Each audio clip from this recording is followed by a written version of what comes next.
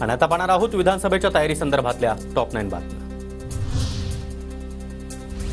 भाजपला शिंदे आणि अजित पवारांना 2029ला खड्ड्यात घालायचं आहे। त्यासाठी हळूहळू भाजपनं खड्डा खोदायलाही सुरुवात केली आहे। शहांच्या वक्तव्यावरून भास्कर जाधव यांचा निशाणा। मुख्यमंत्री शिंदेंची नारायण राणे यांच्यासोबत कुडाळ विधानसभा मतदारसंघाबाबत चर्चा झाल्याची सूत्रांची माहिती। निलेश राणे कुडाळमधून निवडणूक लढण्यास इच्छुक। मी निवडून आल्यावर रामगिरीला बेड्या घातल्या नाही तर आडम मास्तर म्हणू नका। नरसय्या आडम यांचा रामगिरी महाराजांवर हल्लाबोल तर नारायण राणेंच्या पोट्ट्याला देखील माफी मागायला लावणार। आडम मास्तरांचा नितेश राणेंवर देखील निशाणा।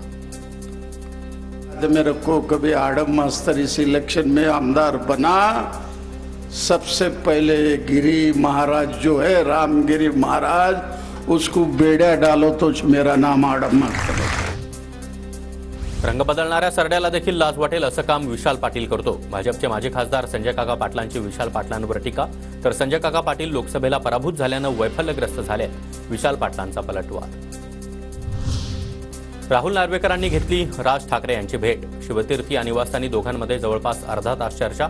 भेटीचं कारण मात्र गुलदस्त्यात। रोहित पवार अजित पवारांची स्पेस घेण्याचा प्रयत्न करत आहेत, मात्र असं स्थान मिळवण्यासाठी खूप खस्ता खाव्या लागतात। रोहित पवारांनी वयाचं भान ठेवून बोलावं, हसन मुश्रीफ यांचा रोहित पवारांना सल्ला।